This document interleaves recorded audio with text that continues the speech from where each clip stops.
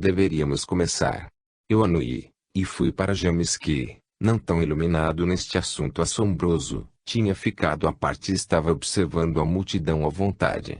Eu disse a ele: James, meu amigo, há um trabalho extenuante por aqui. Não deixe que se cometam erros, ou iniciaremos um desastre. Marque bem o que lhe digo, e esteja pronto para cumpri-lo, meu filho. Você entenderá melhor quando as coisas tomarem rumo. Vá, portanto, para a Casa das Ordens, mande para cá 15 pessoas de nosso grupo, eles saberão que composição o grupo deverá ter. Mande que venha com eles o garoto Abdi também. Vá depois até Ladena. Diga a ela para adequar as mentes das pessoas da clareira para servirem. Ela entenderá. Deus esteja com você, meu filho, nós estaremos por aqui a seu serviço. Pus minhas mãos sobre seus ombros, e ele olhou sério nos meus olhos e então, virando-se, foi velozmente para o alto, até o local de sua incumbência. Logo chegou o grupo. O Wolfere viu que eu entendera seu pensamento e deixou que fizesse as ordenanças, enquanto ela usava todos seus poderes sobre a multidão de tal forma que nossos companheiros fossem capazes de cumprirem seu trabalho mais eficientemente. Desta forma trabalhamos juntos, ela e eu, e o grupo funcionou como se fossem nossos dedos para desenrolarmos esta meada emaranhada. Eles eram 7 homens e 7 mulheres, e uma mulher para liderar, e Abdi. Acordando as crianças. Distribuí as tarefas e prontamente começaram a trabalhar. A multidão lentamente começou a se recompor, até que tomou forma de longas filas de homens e mulheres, por onde os socorristas passavam. O Wolfere e eu nos sentamos perto um do outro, e lançamos nossa influência sobre as pessoas. Para este efeito, seus corpos começaram a tomar um aspecto semi-transparente, e dentro deles podia ser vista uma réplica mental de seus corpos de carne recentemente arrebatados.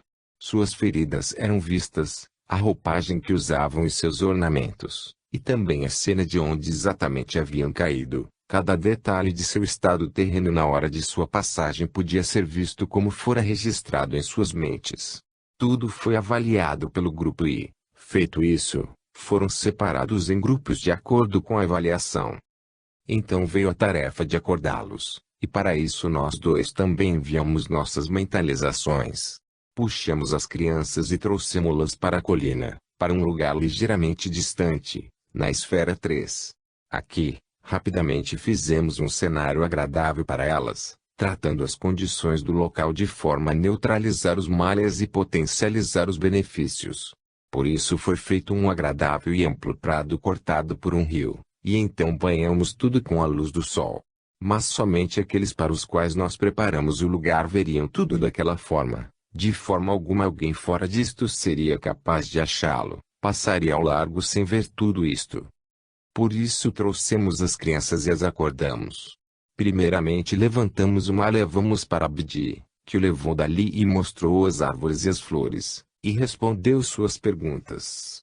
Quando este ficou à vontade, acordamos mais 3. Então, gradualmente, nós os tínhamos todos acordados e à vontade, quase 1000 deles. Quando tinham recuperado seus poderes e puderam pensar prazerosamente, perguntaram onde este lugar estava situado, como tinham chegado ali, e onde estavam seus pais e seus outros entes queridos. Abdi, indo no meio deles, fez muito ao ajudá-los com seu sorriso e sua alegre sabedoria de menino. E ele, tendo se colocado como habitante daquela região que devia ser consultado para informações, ficou feliz pelo nosso pedido de nos apresentar para as crianças. Nós, ao ganharmos a confiança deles, dissemos a eles que conhecíamos seus amigos e os traríamos para aquele lugar dentro em breve. Esta foi a fase inicial de nossas operações, mas estávamos bem contentes que tudo tivesse corrido tão bem. Mas as crianças são mais facilmente recompostas em tais circunstâncias, mais que os adultos. Esta era a nossa próxima obrigação, a que estava diante de nós. Portanto, deixando-os ali aos cuidados de Abdi, voltamos ao Porto Pedregoso. Capítulo 5. O Povo da Clareira. Quinta, 11 de novembro de 1920. Voltamos agora nossas atenções sobre os milhares que estavam ou permaneceram na planície ao pé da montanha. Eu peguei os 7 homens e Ladena chegou para comandar as 7 mulheres socorristas. Nós percorremos as filas, para cima e para baixo, por um longo tempo. Estávamos testando-os e sondando para ver se encontraríamos alguns que servissem para o nosso propósito, aqueles em cujos corações não remanescera amargura demais. Estes, nós acordaríamos e conversaríamos com eles, e então os convidaríamos para nosso grupo, para nos ajudarem com a multidão. Mas eu não achei nenhum, exceto alguém que tinha sido pastor entre eles. Este eu despertei e levei-o à parte. Mas Ladena conseguiu 3 mulheres, e mais tarde havia mais 8 delas acrescentadas ao número dos selecionados de toda aquela multidão. Realmente era uma ocorrência lastimável, quando tanto ódio tomara conta de seus corações. Mas deve-se considerar um fator, meu filho, que era este: estas pessoas estavam agora como estavam no momento de seu assassinato. Nós sabíamos que muitos, quando acordados em suas consciências, e quando lhes explicássemos o que lhes acontecera, sairiam de seu ódio desenfreado e tornariam sua mente mais amável. Mas o que nós não sabíamos era quais fariam isso e quais seriam mais renitentes. Esta era uma questão para se prever, e a nós era difícil de se prever sua linha de atividade mental e espiritual. O elemento problemático era o mesmo livre-arbítrio que faz um homem de fato um homem, e o leva a cavaleiro da divindade. Isto foi deixado por agora, deverá esperar nossas operações mais leves. Voltamos com nosso grupo até Ladena, portanto, e a seguimos com sua busca mais promissora. O bispo. Primeiramente eu ajudei o pastor. Como você o acordou, Arnel? O que ele fez quando foi acordado? Ele estava sentado sobre um pequeno outeiro na planície, a cabeça nas mãos. Mais de uma vez ele levantara os olhos, mas eles lhe diziam pouco, estando mal focados sobre o ambiente. Ele suspirava sem saber e pensava estar dormindo, sonhando, e que acordaria logo. Ele não errou muito nisto. Fiquei diante dele e emiti minha vontade numa corrente sobre a dele, meus companheiros ajudando-me. Num instante ele acordou e espichou seus braços para cima, e suspirou mais de uma vez. Olhamos então para seus olhos, e os seguramos pelo menos nos nossos. Vagarosamente ele chegou ao foco, então uma carranca surgiu em seu rosto gracioso, e num instante, estando completamente acordado, veio em nossa direção e dirigiu-se a nós. Ele disse: peço que me perdoem, senhores, dormi por um pouco. Mas, pouco sei, sim, realmente dormi, mas nem aqui estava, não creio, senhores, que sejam da companhia daqueles outros. Vieram em meu socorro, senhor? Estou algo confuso. Ele interrompeu-se abruptamente, pois viu uns milhares de seus compatriotas contemporâneos deitados, quase desacordados, alguns intranquilos, alguns andando vagarosamente umas poucas jardas e novamente sentando para fecharem seus olhos em torpor. Ele olhou para eles, firmemente destemido. Era um nobre companheiro, e muito me regozijei pois logo seria um de nossos companheiros. Ele disse: agora isto volta para mim. Meus pobres companheiros e meu povo.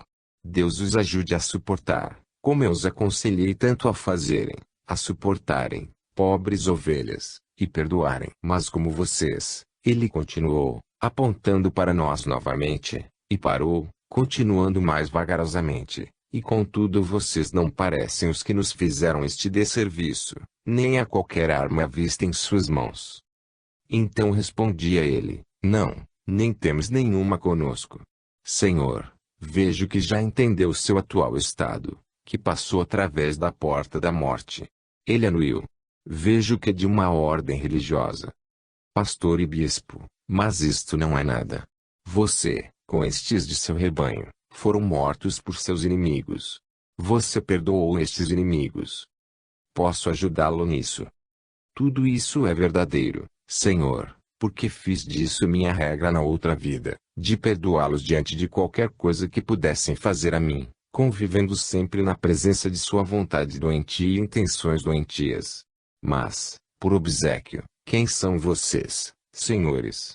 Somos anjos ministrantes numa busca muito difícil, eu disse, e contei-lhe toda a nossa tarefa e nossos temores por aquela multidão. Este era uma grande alma, e ele rapidamente sentiu nossa seriedade, nosso objetivo em muitos detalhes, por intuição.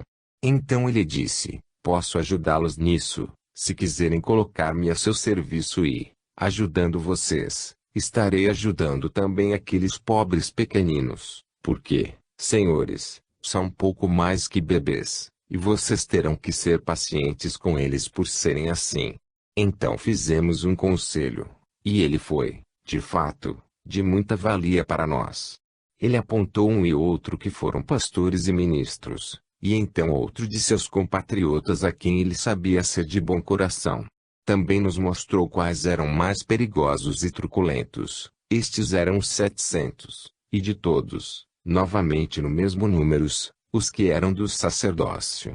Os mais espiritualizados nós acordamos um por um, e eles falou com eles, explicando-lhes com muita paciência tudo o que havia acontecido e como eles poderiam ajudar os outros da melhor maneira.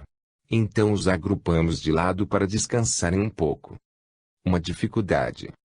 Ladena, enquanto isso, lidou com as mulheres da mesma maneira. Primeiramente, ela separou aquelas que tinham filhos, e levou-as para o prado onde eles estavam começando a se acostumar, sentindo-se mais à vontade. Aqui as mulheres acharam o que fazer, tendo tempo para aconchegarem e cuidarem de seus bebês. E assim Ladena deixou-as, e voltou para o próximo grupo, na sequência. Assim tudo continuou até que tínhamos reduzido aquelas filas a 700 almas violentas, e 2 vezes isso daqueles que era difícil de se considerar, eram os incertos. Destes, umas 50 eram mulheres. Dos acordados, nós ajuntamos um grupo de 180 homens e 23 mulheres que nos ajudariam no trabalho. Os outros não eram fortes de coração. À sua frente colocamos o bispo e um vereador, seu amigo e protetor na vida terrena, e conduzimos este grupo através dos dois. Mas tínhamos uma dificuldade. Ali estavam aqueles mais violentos, dormindo. Eles deviam ser acordados, mas temíamos fazer isso com eles, pois sabíamos que uma explosão de violência entre eles poderia ser calamitosa. Conversamos muito, e meus companheiros da casa de ordens e estes recém-chegados da terra não achavam uma saída para isso. Então ficamos em silêncio para pensarmos. Conforme nos sentamos assim, veio de uma pequena distância uma voz profunda e alta, mas muito forte e cheia de melodia. Que lição você aprendeu com o Cristo criança, meu filho Arnel? Fiquei de pé e olhei em torno. Lá na encosta da montanha sentava-se Ufere, da forma como eu a vira antes, tranquila e composta, como podia ver, pronta para agir. Seu queixo estava em suas mãos, cotovelo na coxa, olhos diretos nos meus, sondando-me. Uma criança os conduzirá. Quando olhei para ela, da cena do hall dos pilares veio a visão em minha mente, e na clareira, e na rotunda de onde as crianças tinham partido para a cidade. E suspirei muito fundo pelo contraste entre estas cenas tão doces e esta. Mas soube finalmente a resposta que o Ufer esperava. Ideia, uma criança os conduzirá, como disse o velho profeta. Sim, em todas estas ocasiões com as crianças, foi a criança que veio na frente.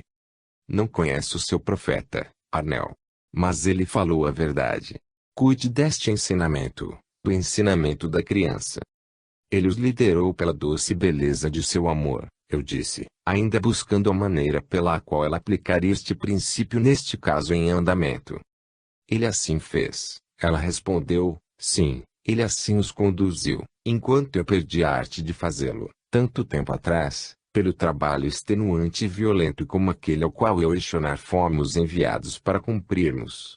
Mas vendo meu coração que minha mente dificilmente admitiria, isto é, que a suavidade da liderança de uma criança é mais evidente para mim, em sua força impulsora, que para você, bom Arnel. Porque, veja, esta é a solução para seu problema, e você não a acha, meu filho. Então fui em direção a ela colina acima e, ficando perto dela, disse, mas Wulfere, não podemos evocar a criança a estas partes.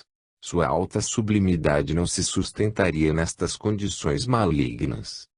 Mesmo nestes lugares, eu oraria por sua doce presença se fosse necessária. Mas tamanha coisa não é necessária agora. Há outro. Repentinamente entendi o que ela queria dizer, e falei: Abdi. Ele será suficiente. Traga-o até aqui entre nós, e trataremos disso mais tarde, Arnel. Eu não chamaria por seu nome primeiramente, senão pensaria que sou irracional. Mas você tinha que chegar a isto, bom Arnel. Você acha que ele será forte o suficiente para estar a nosso serviço, Wolfere? Como lhe aconselhei antes, ele servirá. Assim me apressei em buscar o menino Abdi e, chegando novamente com alguma velocidade, coloquei-o diante dela. Terça, 16 de novembro de 1920. Mais recém-chegados diagnosticados. Com a ajuda daqueles melhores, voltamos às filas. Os que conheceram na vida terrena estes que ainda dormiam nos disseram o que sabiam, tanto quanto eram capazes, para somarmos suas características. Usamos este conhecimento para nos ajudar no diagnóstico. Por este meio pudemos agrupar umas centenas deles de melhores qualidades em um só lugar. Estes foram arrumados em círculo, e acordados até estarem em plena consciência. Observamo-los bem de perto, ficando um tanto afastados, fora do círculo, invisíveis. Podíamos ler o processo mental de cada um, ao abrirem os olhos em seu novo ambiente. A ideia geral entre eles era de que seus inimigos os haviam transportado para o exílio, deixando-os neste tristonho local abandonado e, talvez, para padecerem de fome. Realmente era este o tema de sua conversação quando quebraram o silêncio. Mas um e outro, em seguida, caíram logo em silêncio. Era uma visão triste a que havia ali para eles verem. A sabedoria de Abdi. No meio do círculo ficou o jovem menino, sozinho e aprumado. Ele sorria para eles e então, indo até um que ele considerou ter uma aparência mais inteligente que seus companheiros, disse: Eu vou tratar o senhor com bondade, senhor, porque tem um olhar de ternura em seu rosto. Poderia me tratar agradavelmente, senhor, por favor? O homem olhou espantado para ele. Então levantou-se e ficou em guarda com alguma suspeita de deslealdade ou conspiração trazida da terra. Quem é você, jovem? Disse ele, que fala comigo tão audaciosamente. Você não é das nossas crianças. E você anda sozinho nestas paragens.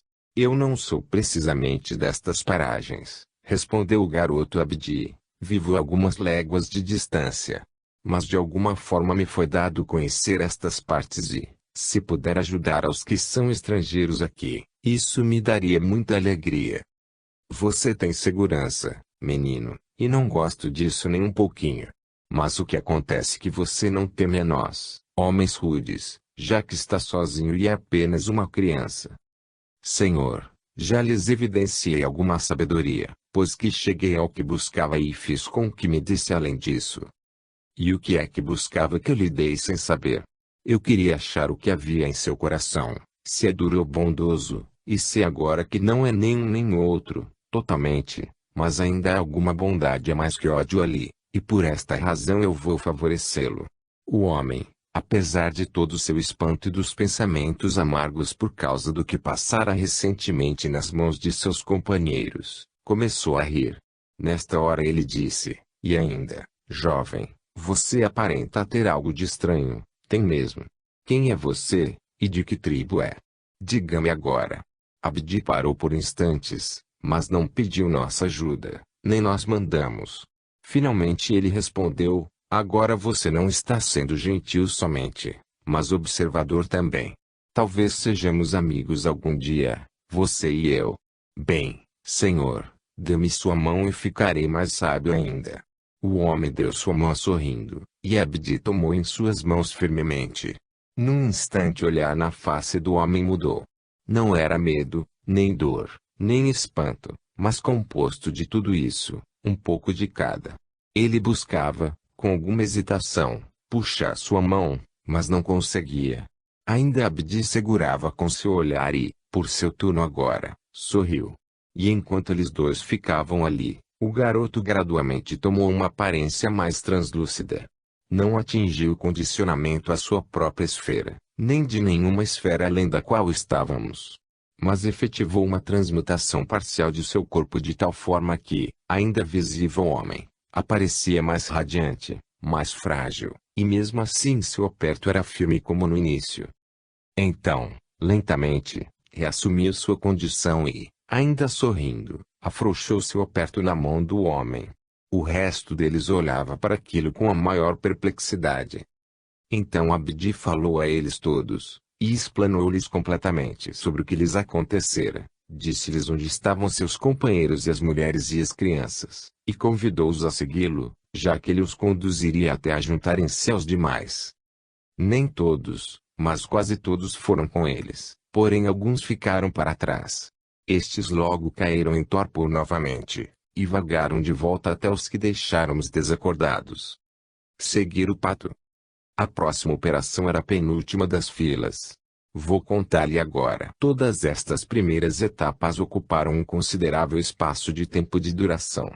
Se eu fosse contar em termos terrestres de tempo, eu diria que duraram mais ou menos umas 3 semanas. Mas estes que foram salvos em primeiro lugar condicionaram-se rapidamente à sua nova vida, especialmente as crianças. Agora tínhamos que tratar dos piores deles. Novamente adotamos a formação circular, mas deixamos um espaço na direção da passagem onde ficavam as pedras na encosta de subida. Novamente Abdi ficou no meio, mas com ele estavam umas 12 crianças do prado. Estas estavam bem felizes e brincavam o jogo de seguir o pato. Para dentro e para fora das pedras, eles ficaram em fila, rodeando o círculo. Os que dormiam não os atrapalhavam porque não estavam nas condições deles, e por isso não eram muito aparentes para as crianças, apesar de serem não totalmente invisíveis. Quero dizer que as crianças não podiam reconhecê-los se conhecessem algum deles, pois suas faces e formas ficaram, como devo dizer, sombreadas, e não com as características acuradamente delineadas. Isto é o mais próximo que posso trazer a você, meu filho. Dor. Então os acordamos. Esperei até que as crianças voltassem novamente a serem vistas num alegre andar de passinhos rápidos seguindo Abdi que, por sua vez, levou-os em volta do círculo, a poucos passos à frente dos homens. Na segunda volta, um deles, que estava observando as crianças muito cuidadosamente, piscou seus olhos pelas vibrações delas, que não estavam sintonizadas ao estado mais bruto deles, e chegou à conclusão que uma destas crianças realmente era sua. Então ele esticou a mão e pegou a criança em seus braços. Repentinamente, ao contato, ele emitiu um grito, pela dor. Caiu ao chão e ficou ali olhando, selvagem e também temerosamente. Você poderia explicar isto um pouco mais, senhor, se puder, por favor? Quando você tem uma dor no corpo, ela é consequência de uma série de vibrações adentrando no cômputo da parte afetada que não está em concordância com o sistema de vibrações já estabelecidas ali. A nova série não combina nem com a velocidade nem com a qualidade das outras. Tanto a velocidade quanto a direção de seu movimento vibracional estão anormais. Obliteram também o fluido vital que seria coerente entre o corpo etéreo e o sangue. Há mais em matéria de dor física do que homens de sua ciência já descobriram. E muito mais também do que acabei de lhe contar. Muito bem. A ação entre o homem e a criança quanto a seus corpos, foi de certa forma da mesma natureza. O contato dos dois corpos foi doloroso a ele, porque o seu estava mais lento em vibração e não podia acomodar-se à corrente mais alta de vibrações que lhe foi imposta à vinda do corpo do menino. Mas se ele tivesse perdoado e fosse de coração bondoso, tudo teria saído bem. Assim é, meu filho. O toque da criança teria agradado a ele, em vez de lhe causar dor. 2 grupos dispostos a mais. Bem, o fim disso foi que os outros acorreram em torno deles e quebraram o círculo para ver o que aconteceu ao seu companheiro neste desastre. Pois era o medo de um desastre o que lhes preenchia as mentes, como o ódio e a ânsia de vingança estavam em seus corações. Agora fomos em frente, eu e o bispo e o vereador, deixando os outros nossos socorristas no meio das pedras. Nós puxamos as crianças, e o vereador pediu silêncio. Ele explicou, como Abdi havia feito aos seus outros companheiros, de que forma haviam chegado ali, e seu atual estado. Isto resultou numa explosão de perguntas dentre eles, enquanto arguíam sobre o tema. Alguns se juntariam a nós e permitiriam ser conduzidos pela nossa liderança. Outros partiriam e explorariam a região com seus próprios poderes. Outros nada fariam, a não ser voltar para a Terra e procurar meios de se vingarem de seus invasores. Então nós, com paciência, separamos todos em 3 grupos. O primeiro grupo, deixei com líderes de nossa companhia. O segundo, designer ao bispo e ao vereador. Eu disse aos 2, e alguns poucos dos melhores, que me manteria em contato com eles enquanto vagassem, e que estaria com eles de vez em quando novamente, e poderíamos socorrê-los quando a necessidade aparecesse. Eles eram grandes e fortes almas, aqueles 2, meu filho. Farão um bom trabalho aqui, e penso que a Terra vai senti-los ainda no curso de suas operações. O retorno dos restantes para o plano da Terra. Tendo assim disposto estes 2 grupos, aproximei-me dos restantes. Eles estavam amaldiçoando seus inimigos e uns aos outros, e estavam numa situação bem angustiosa. Nenhuma mulher entre eles. Mulheres, não poucas, e alguns pastores também. Não tenho gravado o número deles em minha mente. E pouco importa, ou pesquisaria em nossos arquivos para você. Sim, havia mulheres, e algumas eram mães cujos filhos estavam esperando por elas no prado. Sentimos muito, meu filho. Talvez não se arrependam de sua loucura até que seus doces bebês estejam além de suas aspirações, bem nas esferas superiores, e fora de seu alcance. Ou talvez jamais desejem estes bebês para cuidarem até que tenham se passado eras. Nós deixaremos assim, meu filho. É, como digo, uma história triste para entristecer o coração de um anjo. Então quando uns, menos que uma dúzia, tinham se apartado deles, e isto com alguma dificuldade, deixamos os restantes partirem. Mandamos um despacho para Shonar, para fazê-lo ciente de nossas atitudes e da chegada até a sua esfera de ação daqueles que não se arrependeram. Ele lidaria com eles ali, e quando tivessem praticado o que queriam, e tivessem feito a maldade que podiam sobre o plano da terra, eles gravitariam para seus próprios infernos, para ajoelharem e refinarem. Alguns deles insistiriam em visitar a terra de vez em quando, e isto não pode ser admitido. Somente aqueles de mente semelhante a deles em termos de maldade é que podem ser atingidos por eles. Estes são os que fazem de sua terra um lugar de dor, meu filho, onde poderia ser um lugar agradável. Orar pelo povo da clareira. O que estava fazendo Wilferi nesta hora, Arnel? Ela, tendo feito o que podia, deixou-nos e foi primeiramente para o prado, e de lá para a clareira. Uma seleção foi mandada para lá, um por um, e a colônia cresceu rapidamente, e a floresta tinha com os gritos das crianças, e elas e as mulheres e os homens foram escolarizados na nova vida, e suas leis e maravilhas. As crianças de Barnabás, meu filho, você lembra das crianças de Barnabás? Sim, Arnel, oro por elas desde que me pediu para fazê-lo. Deus esteja contigo, meu filho, você faz bem, saberá disso um dia. Ore por estas pessoas e assim um dia verá a alegria delas, como também terá a alegria de receber boas-vindas do povo de Barnabás por seus pensamentos bondosos, meu filho. Capítulo 6. As religiões da terra, uma cena no leito de morte. Quarta, 17 de novembro de 1920. Foi num tempo subsequente a estes eventos que acabo de lhe contar, que o povo da clareira foi agrupado para instruções. Foram misturados todos juntos e, sob a tutela bondosa e sábia de James, aprenderam a tolerar com boa vontade as diferenças entre eles, em termos de religiões, opiniões e costumes. Estas diferenças ainda remanesciam, e remanesceriam ainda por um tempo. Mas James buscou mostrar-lhes que eram muitas as grandes verdades que elas tinham em comum, e como as pequenas verdades deveriam aqui ser misturadas entre si, para então completarem-se em uma verdade maior. Assim a dimensão terrena passou, e deu lugar a um senso real de comunidade. Mas nenhuma diferença foi ultrapassada. Foi encarada genialmente e com franqueza, E desta forma as pessoas encontravam muito prazer nestes encontros.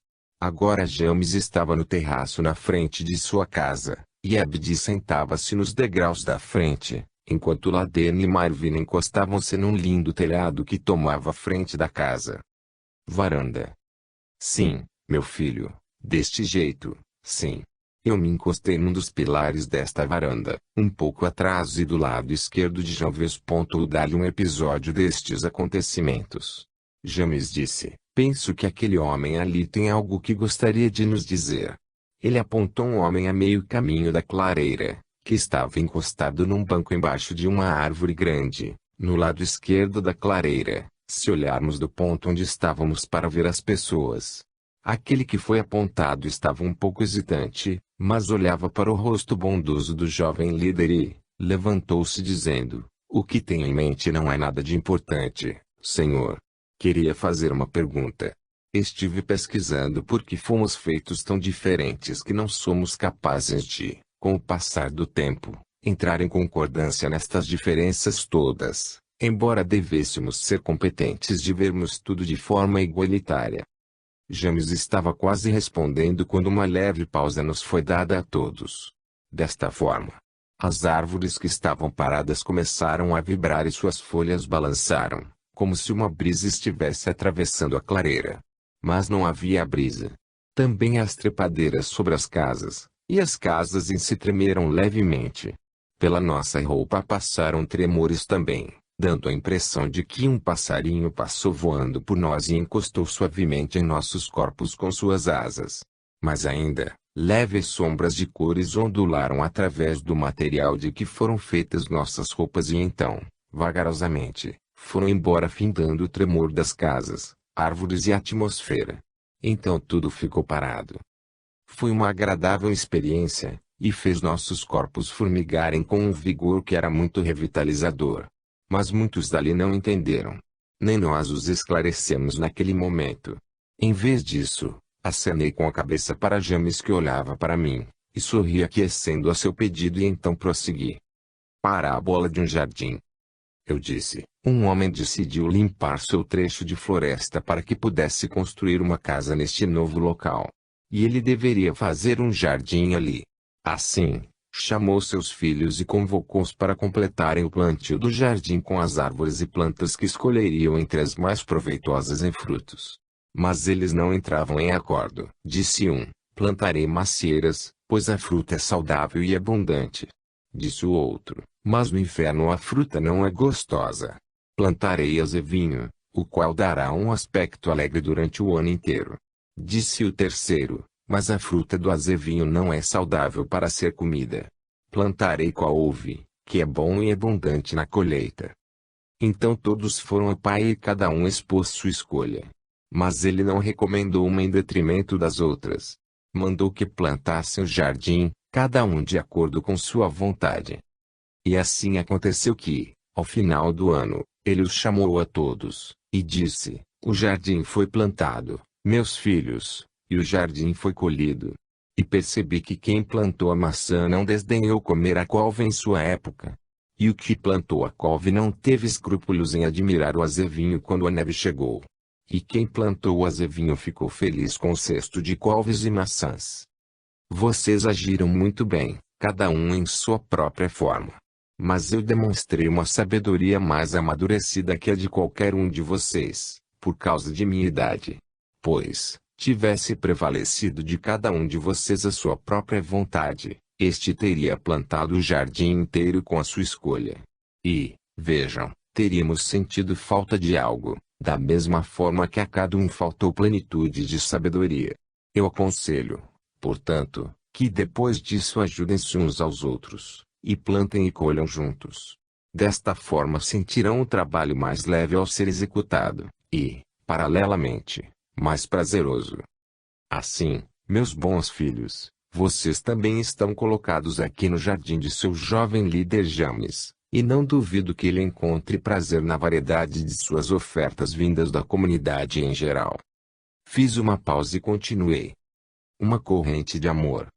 Vocês notaram um leve distúrbio vibrante momentos atrás, boa gente. Também percebi que vocês ficaram espantados e também agradados conforme aquilo passou por nós. Tocou-nos em cada um e a todos da mesma forma, como se estivéssemos unidos em coração e mentes. É assim quando por momentos aspiramos à nossa mais alta destinação. As coisas menores então se encaixam facilmente, e os elementos mais elevados de dentro de nós palpitam em união e alegria, como foi vivido por nós apenas pouco tempo atrás. Vocês não sabiam, minhas crianças, o que estava sendo enviado para nós naquela onda agradável de paz e boa vontade. Aqueles que plantaram o jardim enxergavam somente com visão parcial. O pai deles era capaz de visualizar o todo, da forma que funcionaria nas estações. Então foi o que vi, enquanto cada um de vocês plantou uma ou outra verdade neste jardim de almas. Contudo, como no todo, vocês foram um jardim muito lucrativo e unido em suas aspirações mais profundas. Somente para tais grupos é que os altos anjos são capazes de enviar os raios brilhantes de seu amor e bênçãos. Então quando um grupo destes ministrantes brilhantes passou sobre a clareira instantes atrás, todo lugar, e vocês, foram capazes de receber da corrente de amor deles, quando eles pararam por momentos e olharam para baixo, e sorriram, e emanaram o doce orvalho de suas bênçãos sobre vocês, e continuaram a caminho da terra em alguma tarefa que tinham a cumprir. Tenham coragem, portanto, e continuem no caminho que iniciaram, e a clareira brilhará conforme seu amor comunitário aumentar. Quinta, 18 de novembro de 1920. Os sistemas religiosos da Terra. Estando terminada esta lição a estas crianças grandes, pois não eram nada mais que isso, fiquei observando-os com certo interesse misturado com prazer. Eles estavam discutindo as diversas visões que deveriam ser estudadas no tema sobre o qual lhes falei, e estavam muito atentos em seus argumentos. Parecia ser quase que uma nova luz para se ver as coisas, que outras pessoas de outros modos de pensar e praticar pudessem ter fé única em um Criador único. É estranho como estes que vieram para cá, mesmo no presente estágio, ainda estejam obcecados com a ideia de que todos os outros além deles mesmos estejam fora da trilha, e somente eles tenham o amor pleno de quem os criou. Nós não tratamos do tema daquela maneira aqui e, contudo, veja bem, meu filho, não dizemos que todos os sistemas de fé sejam iguais. Não. Mas sabemos que de todos os atuais sistemas, alguns são fortes em um aspecto da verdade, e alguns fortes em outro, e nenhum tem, em si, a verdade total. Mas todos olham em direção ao único trono central de todos os céus, e daquele centro vêm para eles todos os raios de sabedoria que fazem o mundo, no qual seu espaço está, apontar para um estudo muito interessante para nós, dos reinos espirituais. Agora deixe-me seguir adiante desta forma. Nós, apesar disso, não desdenhemos nenhum sistema de fé. Usamo-los todos, de acordo com que poderiam ser de mais úteis uns aos outros. Assim foi que eu, que na vida terrena tentei buscar e achar o Cristo em Jesus, para amá-lo e servi-lo de alguma forma, cheguei aqui ainda apressado em indagar. Bem, continuei minha especulação e cheguei a saber dele desta forma muito mais do que quando, ao achar que a ideia da Terra a respeito dele era falha e inadequada, recuei na minha jornada e retomei em outra direção. Não, fui advertido a continuar como havia começado desde que, mesmo ainda na Terra, tinha sido quase um cavaleiro errante correndo atrás da verdade, não tendo escrúpulos em desconsiderar aqueles que nos diziam ter um vicariato de Deus para guardar, para tratar das verdades da forma com que os homens de menor conteúdo espiritual eram capazes de recebê-la. Nisto foi onde investi furiosamente, meu filho. Ainda é assim que eu, embora de maior força e sabedoria, conduzo os pensamentos dos homens para um âmbito mais amplo. Eles chamavam a mim e os meus amigos de heréticos. Mas o maior herético de todos os tempos, eles reverenciavam como Cristo, enquanto a nós eles condenavam. Luzes rondando um leito de morte. Mas não devo seguir mais adiante por este caminho. Quando Abdi veio para cá, ele foi, em primeiro lugar, familiarizado com a verdade de acordo com a faceta dela que se achava no credo de seu batismo. Ele fora batizado como uma criança cristã, e foi instruído na fé como é transmitida aqui, não com seus erros, mas naquilo que tem de verdade. Assim ficou capacitado da melhor maneira para ajudar sua mãe quando ela para cá veio. Também ele foi mais bem preparado para tratar com crianças como aquelas que foram colocadas a seu encargo em seu recente nascimento para a vida espiritual. E naquilo sobre o que vou contar agora. Enquanto eu estava ali parado, chegou uma mensagem para mim. Escutei atentamente porque havia alguma insistência na maneira pela qual chegava a mim. Vinha da parte da mesmo grupo de viajantes angélicos que tinham acabado de passar sobre a clareira, de quem lhe falei. Eles estavam me chamando para ir, e trazer o garoto Abdi comigo, para o serviço. Então fomos sem delongas e chegamos a eles onde estavam reunidos, sobre a cama de uma garotinha. Ela tinha uns 6 verões. Eu podia ver que ela estava quase por vir para este lado. A casa era de um homem de situação moderada. Não era rico, pois trabalhava para obter o pão.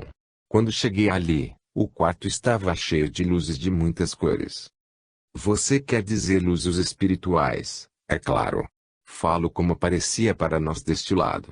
Sim, eram luzes espirituais, como você conhece. Mas não vinham todas de nós, os desencarnados. Parte daquela iluminação era gerada pelo pai e pela mãe da criança. Examinei estas luzes cuidadosamente. Por elas, eu li estas duas pessoas. Havia umas poucas faixas de embotamento em suas auras. A mulher não era tão espiritualizada quanto o homem. Mas ambos eram boas pessoas. Somente, à medida que a criança ficou mais fraca e eles começaram a entender que ela estava escorregando de suas mãos, ali formaram-se sobre eles colorações mais sombrias, e a irradiação ficou mais escurecida. Sua fé começou a diminuir um pouco, sua fé na divindade de Deus. Abdi recebe a recém-chegada. Eles eram almas sérias, entretanto, e por isso estes seres elevados desceram para ajudá-los nesta hora difícil. Eles eram um homem e 2 mulheres, aconchegando a criança. Eles estavam ali para que tudo saísse bem com ela em sua passagem. A eles eu conduzi Abdi. O grupo que havia me chamado, enquanto isso, ficou de lado, concentrado sobre o homem e sua esposa, para ajudá-los. Finalmente, a pequenina respirou profundamente, e não respirou mais. Enquanto isso, seu corpo espiritual elevou-se para fora do corpo de carne, e estava quase liberto. Assim as 2 ajudantes tomaram-na em seus braços e deixaram-na descansar por alguns minutos. Então acordaram-na e Abdi veio, tomou-a pelas mãos e sorriu para ela, beijando sua testa e chamando-a alegremente. Logo ela sorriu em resposta e assim, mãos dadas, as 2 crianças foram embora, o homem e as 2 mulheres seguindo em sua esteira, e logo estavam na casa de James na clareira. A visão da mãe. Quando o último suspiro profundo foi dado, os 2 pais estavam quase se jogando sobre o corpo inerte e caindo em pranto, e talvez pronunciariam palavras amargas em seu tão doloroso pranto. Mas, em vez disso, a mulher pôs sua mão esquerda sobre seu peito e, voltando-se para trás, colocou sua mão direita sobre o ombro de seu marido, e olhou firmemente para um lugar sobre a cabeceira da cama, e um pouco à esquerda do centro de sua visão. Ali ela viu sua pequenina olhando avidamente para cima, para os olhos risonhos de um menino que parecia estar conversando com ela sobre uma coisa muito agradável de ser pensada. Ele vestia uma túnica cor de creme com um cinto de ouro, e a garota estava muito parecida com ele em sua roupagem. O garoto havia dado a ela um lindo ramo de flores brancas e azuis, as quais ela segurava com uma só mão, estando a outra segurando fortemente a de seu jovem companheiro para lhe dar força. Lentamente eles se foram, ele falando, ela sorrindo mais lindo sorriso. Então, elevaram-se das laterais um homem e 2 mulheres radiantemente vestidos que seguiam as crianças. Isto foi o que a mãe viu e, ao ver a cena, ela não mais se sentiu com vontade de chorar. Apesar de lágrimas encherem seus olhos, elas não eram de tristeza totalmente, mas de uma alegria inesperada no meio da sensação de perda, para tingir tudo com misericórdia. Então eu vi virar-se para o marido e dizer, querido, você viu isso? Ele a tomou em seus braços e a beijou, mas não respondeu nada. Foram até a cama e acariciaram o corpo de sua pequena. Ele nada respondeu até que isso estivesse terminado e tudo estivesse composto naquela hora. Nenhuma amargura nem sensação de perda. Estavam sentados juntos na sala de visitas, quando ele disse: "Agora o que você viu, querida, quando nossa pequenina nos deixou? Percebi que você estava olhando muito intensamente para alguma coisa perto do travesseiro. O que era?" Então ela lhe contou o que havia visto, e ele disse: "Bem, eu não vi aquilo. Mas pode valer pelo que experimentei. Enquanto você estava tão absorta com sua visão, senti uma forte brisa sobre mim. Não era como vento, mas uma espécie de influência, uma correnteza de influências, posso chamá-lo assim. Parecia atravessar todo o meu ser e levar embora toda a amargura e sensação de perda. E escutei, ou parece que escutei, algumas vozes falando juntas. Um disse algo parecido com: "O garoto sabe bem a forma certa e não errará nisto. Deixaremos que ele a guie, e nós os seguiremos e os ajudaremos com nossos poderes na jornada." Era numa linguagem que não conheço, querida, mas mesmo assim entendi tudo bem claramente.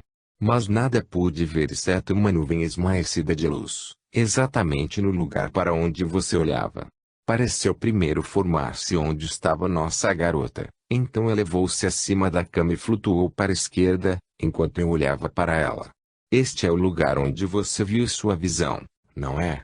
Sim, querido, respondeu ela, e agradeço a Deus por isso, porque se não tivesse me dado esta visão, não gosto nem de imaginar os maus pensamentos que estaria pensando neste momento. Então ela veio até ele e, ajoelhando-se perto da cadeira dele, colocou sua face contra seu peito e rompeu em lágrimas.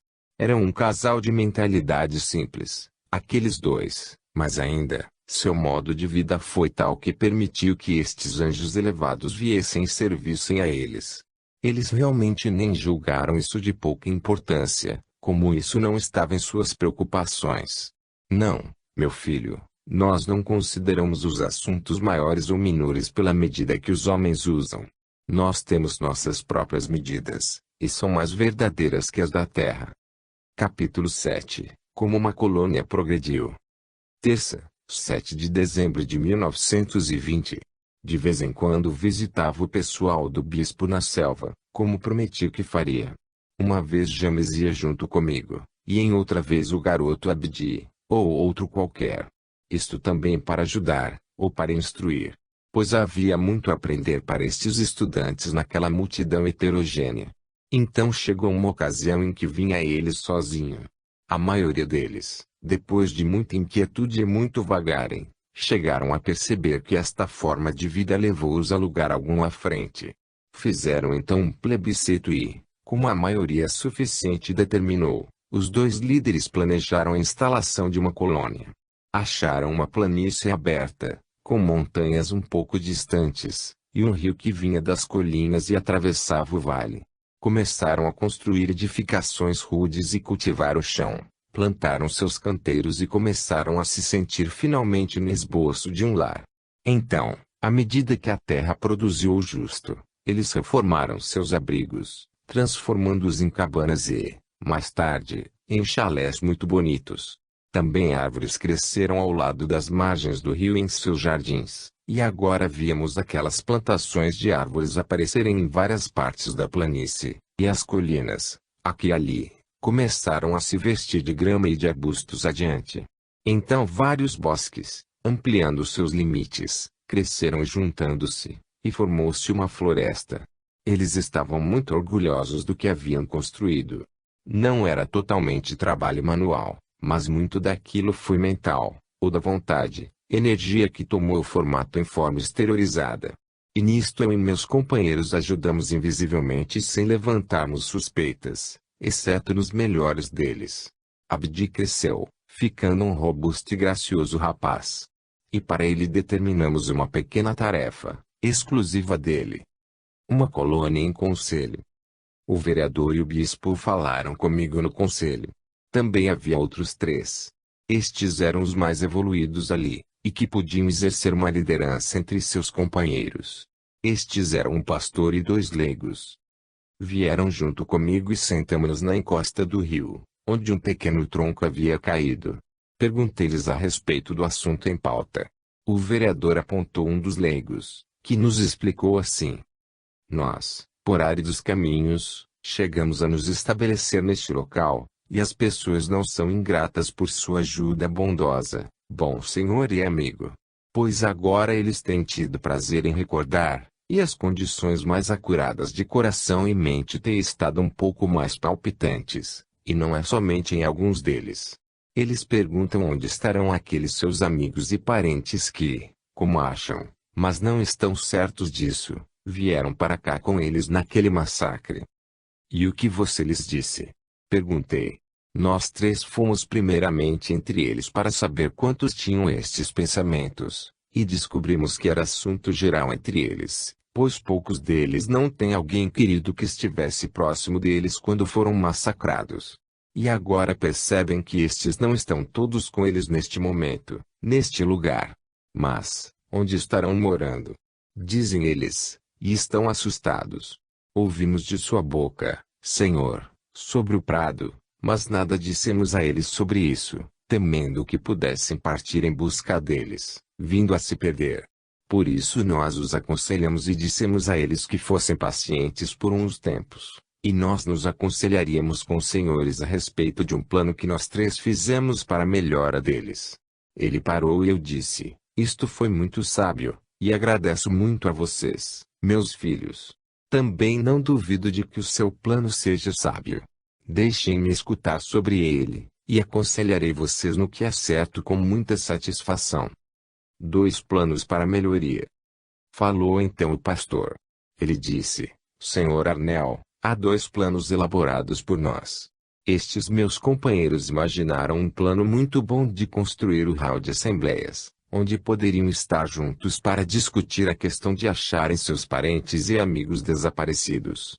Isso poderia ser, para eles, como uma casa de força de onde, chegando a um acordo único, poderiam enviar mensagens na busca dos pedidos. Meu próprio plano é que construamos, não um hall de assembleias, mas a igreja catedral. Pois temos aqui nosso bom padre, o bispo, e ele nos lideraria por uma inspiração de reverência. Desta forma um direcionamento seria mandado para nós, para iluminar nosso caminho futuro. Virei-me para estes 2 bons amigos, governadores adjuntos desta colônia, como há tempos tinham conjuntamente governado sua cidade e seu povo na terra. Eles haviam captado ponto primordial, e ficaram muito satisfeitos por isso. Estavam sorrindo uns aos outros de tão alegres. Deus havia abençoado tanto o seu trabalho com estas pessoas, que eles 2 estavam muito felizes. E agora aqueles 3 tenentes haviam se tornado rivais. Porque enquanto os 2 leigos construiriam um hall de assembleias como lugar de autoridade regedora, o pastor construiria uma igreja e catedral onde entornariam seu amado bispo. Olhando por trás destas faces radiantes destes 2 líderes, eu fiquei tocado por algo na aparência apreensiva e na consciência ferida nos semblantes daqueles 3, e comecei a rir. Então eles começaram a rir também. Juntem tudo. Nenhuma dissensão havia interrompido o conselho daqueles 5 até então. E a predileção humana que os impeliu, agora eles se esforçavam por esconder de nós. Mas ela se mostrava por si mesma, sem mais nem menos, e eles foram traídos por ela. Portanto eu disse, meus filhos, vocês aqui estão 3 esferas afastados da terra, e mais que isso. Pois, desde a sua chegada até aqui, seu povo progrediu muito. Aqui nós não dividimos autoridade em uma parte sagrada e uma parte profana. Pois, embora as ideias da terra não sejam cruelmente desmanchadas nestes reinos inferiores, mesmo assim elas irão gradualmente sumindo, conforme vocês forem progredindo em direção ao mais alto, como se os raios de um espectro do arco-íris, traçado para fortalecê-los, ficassem todos brancos. Vocês chamam este amigo de seu bispo, e assim ele o é, enquanto assim o chamarem. E este seu vereador, também é assim com ele. Mas agora penso que já progrediram a liderarem de forma segura seu povo a um degrau acima. Não estou pedindo que o regular e o secular seja anulado em sua vida comum. não estão prontos para tal. Mas penso que podem mesclar tudo junto de alguma forma, e liderarem seu povo desta forma, em degraus lentos. Penso que vejo o que quer dizer, Senhor, disse o bispo. Vamos construir uma justa e espaçosa casa da associação, e meu bom amigo vereador e eu lideraremos ali o povo, num conselho conjunto. E assim foi feito, como o bispo sugeriu. Eles erigiram uma ampla e muito agradável casa onde se encontravam conjuntamente, tanto para conselhos quanto para adoração, e o povo ficou muito agradado e foi muito beneficiado. Quarta, 8 de dezembro de 1920. A casa de associação é construída. A construção da casa da associação deu ocupação para aquela colônia por um longo período. E enquanto construíam a casa, estavam também sendo construídos espiritualmente. Pois havia pretores invisíveis para inspirar em suas mentes alguns pensamentos das coisas elevadas. Assim foi que, quando a casa estava terminada, a textura de suas paredes era de material mais brilhante do que era quando começaram a obra. No decorrer deste tempo, a colônia aumentou em números, por causa daqueles que se agregavam à sua comunidade. Estes vinham de diversas paragens. Alguns eram dos de seu próprio povo que antes estiveram vagando. Outros eram os que vagaram na selva em torno deles, e alguns chegaram ali no decurso de seu avanço normal da esfera 2 em direção aos reinos mais elevados. Você pode descrever o prédio, anel. Era parecido com um teatro dos estados gregos, todavia com telhado. Os departamentos subiram em semicírculo, e na parte aberta havia uma plataforma na qual se sentariam os líderes e o conselho de pessoas. As paredes curvas eram, quando terminadas, de cor marrom clara. Mas, quando algumas poucas assembleias aconteceram, elas mudaram para um delicado heliotrópio que brilhava em luz quando um encontro estava em curso. Pois estas pessoas, sob a chefia de seus dois principais governadores, haviam progredido um bocado. Um jovem intérprete, agora o jovem Abdi, havia se tornado um jovem muito agradável com, como diriam a vocês, uns 17 verões de idade. E o especial trabalho e ofício que lhe demos foi o de profeta. Vou explicar, porque vai ajudá-lo a entender como nosso trabalho é realizado aqui, meu filho. O bispo e o vereador eram potencialmente de uma esfera superior àquela onde estava sua área de trabalho. Mas, para realizarem aquele trabalho, permaneciam condicionados à esfera 3 até que, subindo, pudessem levar seu povo junto com eles. Por isso, ao jovem Abdi foi dada a tarefa de sentar com eles no conselho para que, quando um contato com alguma esfera entre a si e a esfera 7 necessitasse ser feito, ele pudesse ser o intermediário para transmitir a eles a mensagem que precisassem receber, por vidência ou audição. Entendi, ele era clarividente e clareaudiente. Também isso, meu filho. Mas ele era mais do que vocês na Terra geralmente entendem por esses termos. Da forma que entendo, seus videntes e auditivos têm suas faculdades sem consideração à elevação espiritual. Eles podem ser, ou não, elevados no que atingiram de santidade espiritual. Agora Abdi, sendo da esfera 7 naquela época, era capaz não só de ver e ouvir os que desceram à esfera 3. Era, a todo e qualquer tempo, capacitado, por esforço de vontade, a estar conscientemente presente nas esferas adiante da esfera 3, e diretamente, e não simbolicamente ou pela boca de algum mensageiro, para transmitir às pessoas o que recebia diretamente. Sua aparência. Muito bem. Chegou o dia em que as pessoas estavam reunidas com seus líderes, e Abdi sentou-se ali com o bispo e o vereador sobre o tablado. Levantando-se, o vereador dirigiu-se à assembleia, e disse: Estamos reunidos, meus amigos e companheiros, pelo assunto decidido em conselho em nossa última reunião. Vocês então sentiram que a hora chegou para que, pela vontade de Deus, pudéssemos estudar a forma de buscar onde estejam nossos parentes que perdemos nestes reinos. Peço a você, jovem senhor, que explique a estas boas pessoas os detalhes do que aconteceu desde que falamos a eles no conselho anterior. Então Abdi levantou-se e adiantou-se. Você disse, Anel, que ele agora estava crescido. Poderia me dizer alguma coisa de sua aparência? Agora você me pegou, meu filho. Você pode pensar que eu estou fazendo rodeios. A aparência dele na sua própria esfera não era a mesma na esfera 3. Mas você quer saber como ele aparecia para as pessoas na casa da associação? Sim, é isso. Ele era alto, mas não muito, e esbelto.